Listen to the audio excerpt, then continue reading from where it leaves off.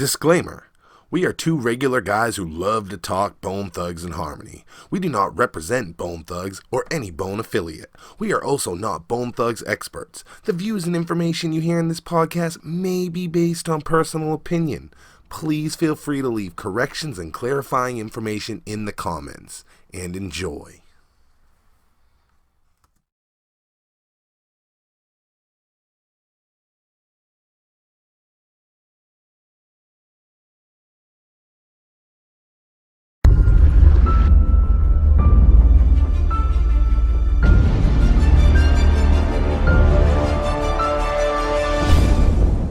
I noticed the lineup is the same on both tracks. It's you, it's Immortal Thugs, and then a controversial person is I see Oh man, Kahpone is also on both of them. we can talk about it, man. I don't hold no. Hey, man, So let I me don't let me share start no with shit. this before we get into any of the other, because you know where we're going with it. But Okay. before we get into it, let me ask, because it looks like because you know I always see that like Bone and even like the way we said, hey, you started with the shift crew, like it's such a Mhm. big amount of people that you kind of see that everybody's broken up in different crews. Like was that like the kind of the little clique at the time, you, EMT, and Capone, or where did he fit in?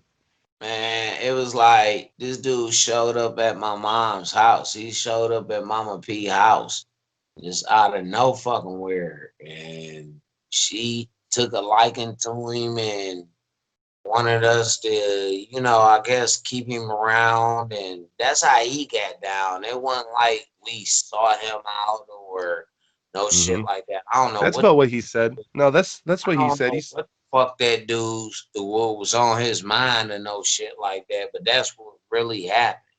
yeah. Like, No, that's he that's about drove what he said. the Greyhound station all the way up to her house. Like we thought he was a stalker or some shit at first. Me and EMT, man, we was gonna beat him up and all that shit. My P was like, nah, he got a good soul. I'm like, oh, So okay. and that was around the time of Mo Thug 3, or was that like a little before? That was a little bit before Mother 3. Like Capone had been kicking it with us for at least about 8, 9 months before Mother 3. And so We took it's him in like he didn't have nowhere. Like he got off the fucking bus and it was like he ain't had nothing. He had a bag like with a shoestring or some shit wrapped around it or something with his clothes in it. And that was it. Like we took him everywhere with us, around our girlfriends and all that shit. Like we took him in.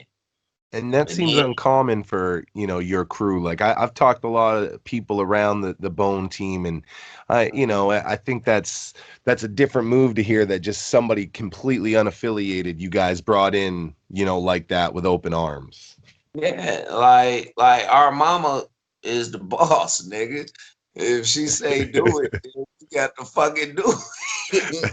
You know what I'm saying? Like, nigga, she say take this nigga in, then we gotta take him in. We can't beat him up. You feel what I'm saying?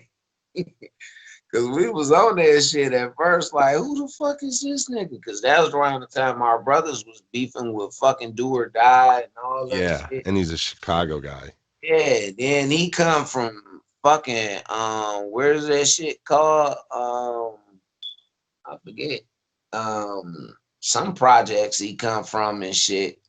And the niggas then shot him up and all this old shit, man. And he's showing his gunshot wounds. I'm like, oh man, god damn. So did he end up on the Mo Thug project like in that same kind of manner, like EMT Yeah, just put him basically, put him on the it was tracks? like you was there, you a part of this shit, you been hanging around, so you got to earn your keep, nigga. What the fuck you gonna do? Everybody else around here rap. What you do? So let me ask you a question then. You had these songs with EMT, Capone's on them too. It's two tracks. Did you have other songs that you recorded for the Mothership as well, or were those like the ones No, like you got in for no, those? that was like me really deciding, fuck that. I'm about to take this shit serious. I had ventured off for a brief second and started working with Julie McKnight and her brothers them. They had a little entertainment management company. and they were putting together a project, and I started working with them and shit. And man, I was like, what the fuck? Next thing you know, I wind up in jail on my birthday, on my 25th birthday. This is after Mo Thug 3, shortly after. Yeah, this was like right after we had did the This Ain't Living videos and shit, you know, and all of that. Motherfuckers was basically coming off a tour. You know, I wanted to go to Dayton to go visit my son, and shit just went sour down in that bitch, man. Like it was some personal family shit, like between me and my dad and that shit. It fucked me up. It set me back for about like 3 years. And then when I got out of jail, it was like, fuck that, bro. Take this shit serious. I had already started going to college in prison, you know. So when I got out, that was my thing. I wasn't out on the block selling no drugs and no shit like that. You know, I was going to school for recording arts and technology and business management. And then shit, I got my degrees in both of them. And then I went on to another college and took up marketing and international business Is that management. when you did the Strayer University? Yeah. Yeah. I took up marketing and international business management and got degrees in both of those. That's incredible. Congratulations. Thank you, man. I'm trying to show my homies out here, and I still live in the hood, bro. Like I still stay on St. Clair, and I want to show these little young fellas, man, that done watch me since I didn't grew up, and since they done been growing up, they know me. Man, you can do it. Don't let these people sit up here and tell you you can't do shit. You can do whatever you put your mind to, bro. Either you gonna do it the smart way or you gonna do it a fucked up way. And if you do it that way, you already know where that's gonna take. Look at the rap game right now, man. Rap game is through out here right now, man. We done You had had 5 or 6 shootings, man, of top stars, man, and Oh, I in know it's like terrible. 30 days, bro. Hip hop is the only genre like that where it's taken to, I think music is taken very serious in all genres, but there's something different about hip hop because of what the foundation and the construction of the song almost require something that like rock music doesn't. It's the only one where music could potentially be life threatening because it's different. It's more than just entertainment for someone like, you or somebody that comes from that environment when you put that out. These are the stories of life. Man, I look at myself as like a OG in the rap game. Even though I know I'm a freshman. You feel what I'm saying? I look at myself like I'm an OG because I respect the game. These young fellas don't respect the game. And that's why they losing their lives right now, man. Like all this talking about these guns and all this violence and all this shit. And then at the end of the day, you be a motherfucker who died without a gun.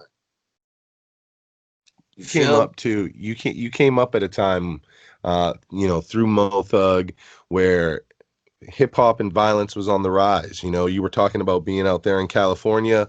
So we're saying that's probably the end of 97 into 98 when you're out there. That's wild as fuck, man. Like Yeah. them Lost 90s, Pit. 90s was wild as fuck. Like if you said something on a record, motherfucker, you better be able to prove that shit. For real, cause niggas is blowing down on you. Niggas coming in your city. Niggas will catch you on the road, any motherfucking where.